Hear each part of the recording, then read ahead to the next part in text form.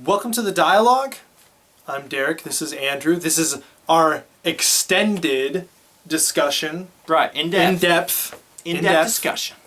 And today we're going to be talking about 10 Cloverfield Lane. It's a kind of confusing title. It is a little bit. Yeah. I kind of was like reading it. I'm like, is it 10-2 Cloverfield Lane? But then I was like, wait, no, it's 10 Cloverfield Lane.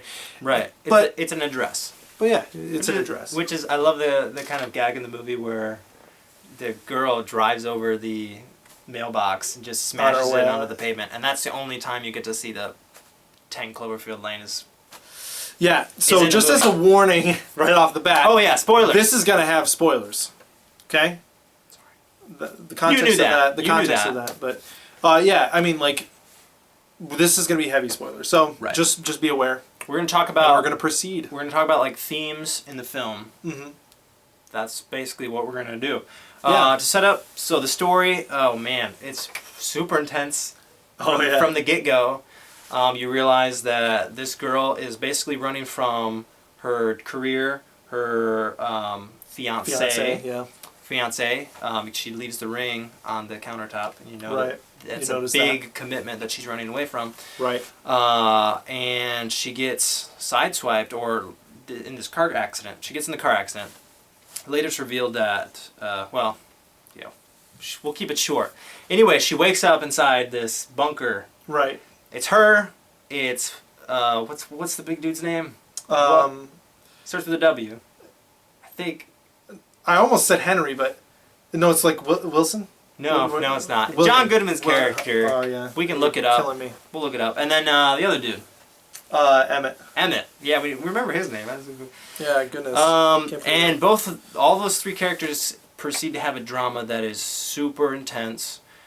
One minute you're like, we need to get out of this situation. People are lying, and this is bad news. Bad news. Next minute, we're all a happy family, you know? Yeah, and you're like, I love these guys. Right. I want to hug that guy. I want to hug John Goodman. Yeah, I'm just gonna say this too. Before we get into like talking about the themes, I actually don't know how to feel about John Goodman's character in this because I love him, but I hate him. You know? It's Howard, by the way. It's Howard. Howard. I just looked it up.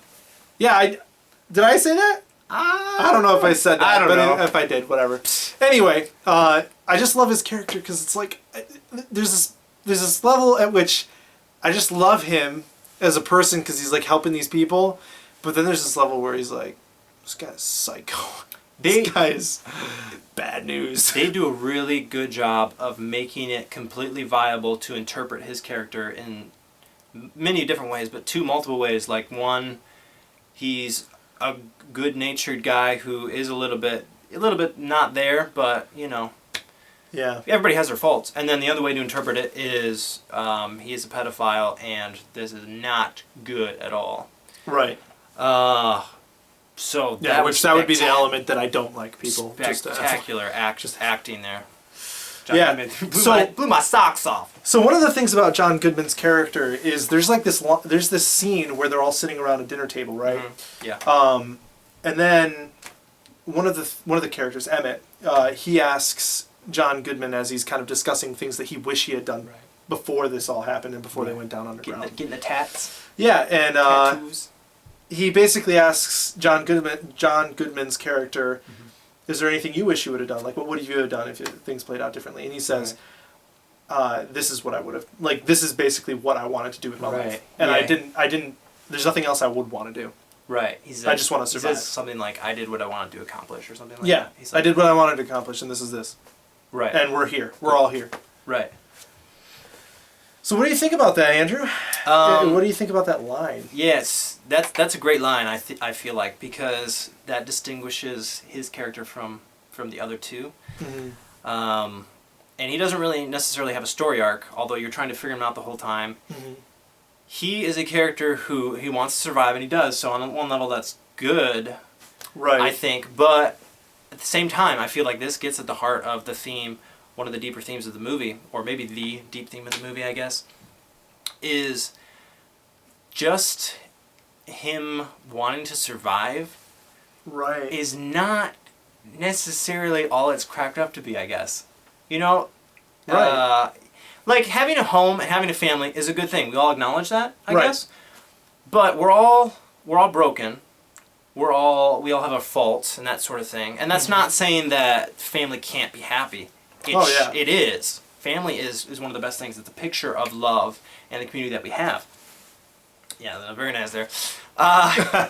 But just surviving, as John Goodman's character Howard puts it, that's not a big enough goal. And I feel like the other characters may realize that. Because at the end of the day, why are you surviving? You know, are you just trying to live as long as you possibly can? Because I feel like that's the thing is, if I was in a similar situation, being put in a bunker and thinking, oh, the world's basically is ending above me. Right. I basically just have as much life as I can live in the bunker. You know, like, how much water do we have? Well, that's how much more life I have. Just because I'm living doesn't mean that I'm living to my full potential, or doesn't mean that I'm doing good things with my life. Just surviving, it does not equate to living fully. If that makes sense? Does that make sense? Yeah. At all? And I think that... I know what you're saying. I think that another way to look at it is from the other character's perspective. So, like, you were saying that they were talking about things they wish they would have done, and there's another conversation they have, which is another great shot in between the movie. like Emmett and the girl. What's her name? I know it. Michelle. Is it Michelle? Michelle, yeah. Michelle. Emmett and Michelle. So, and it's another great shot where, like, she's facing this way and her back's to the wall, and he's facing the other way, his back's to the wall, and they kind of cut in between the two, which is good filmmaking. Right. And she asked him, he starts telling the story about, he got a full ride scholarship. Right. For track. He used to be a runner, track and field, and he had this bus ticket that was given to him to go to this university, and right at the last second, he's like, I'm just going to get stone drunk so I don't have to go. Right, so I don't have to go to that. And when he wakes up, he doesn't buy a bus ticket for the next bus out of town. And then he's like, and I didn't buy one for the one after that. And that's why I'm here. Right. And it's like presented as like his regret, like his main regret in life. And then she says something about a girl that was struggling on the street. And she wanted to help, but ended up just running from it. Yeah. So later in the film, when she pulls out the bus ticket from Emmett's wallet, right, that's like a significant moment. Yeah. I feel like that's a significant moment. So what's the big deal with the bus ticket? What's the importance of the bus ticket?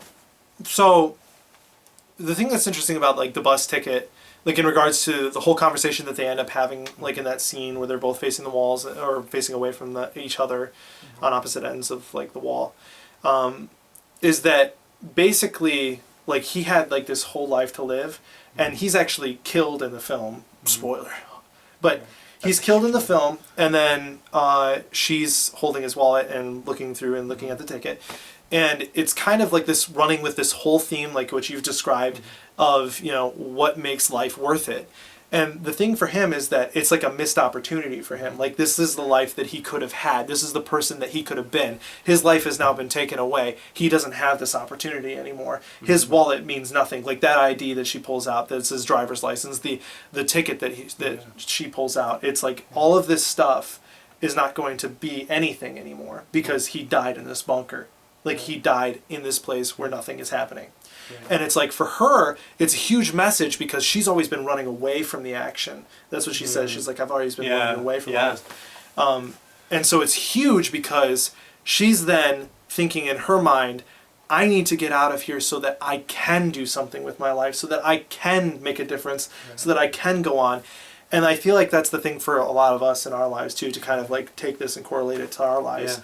Is that we all like to be in the safe place. We all like to be in like the safe bunker place in the bunker, in our lives. Just surviving in the bunker. Right. In this, yeah. You know, whether that be like the security of, you know, living with your parents, or that be the security of living with your family, or just working that 9-to-5 job, and just things like that. It's like people don't want to make that next step to do the thing that's a little bit more dangerous, to step outside the bunker and actually live life. You know what I mean? Or to get on the bus. Like, you have get on the bus. You have the ambitions to go do this thing, and you're like, I don't know.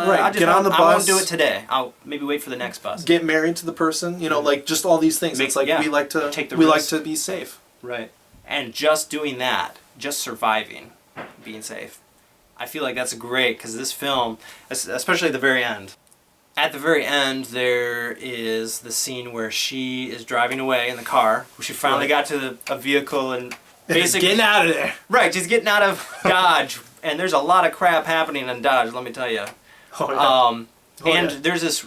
She turns the radio on, and there's this really fuzzy message, and you can't quite make it out, but it's basically saying, if you're hearing this, go to safety to this city over here.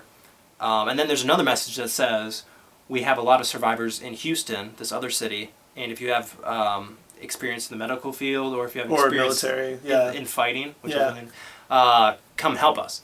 And right at that moment, she's like at this sign where it says, this city is this way, Huston, the other city is the other way.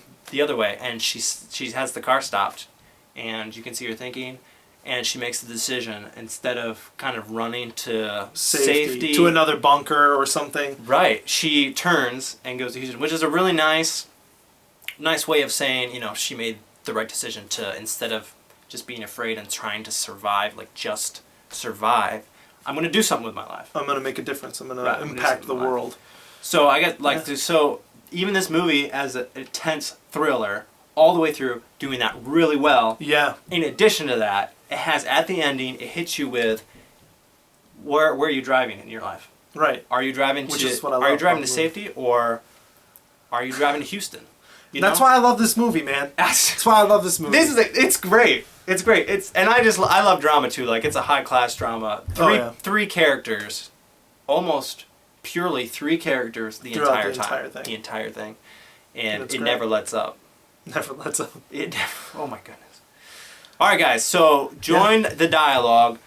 Enter your comments and tell us what you thought about this movie or another movie. And if you want us to talk about something else in this movie, we can totally do that too.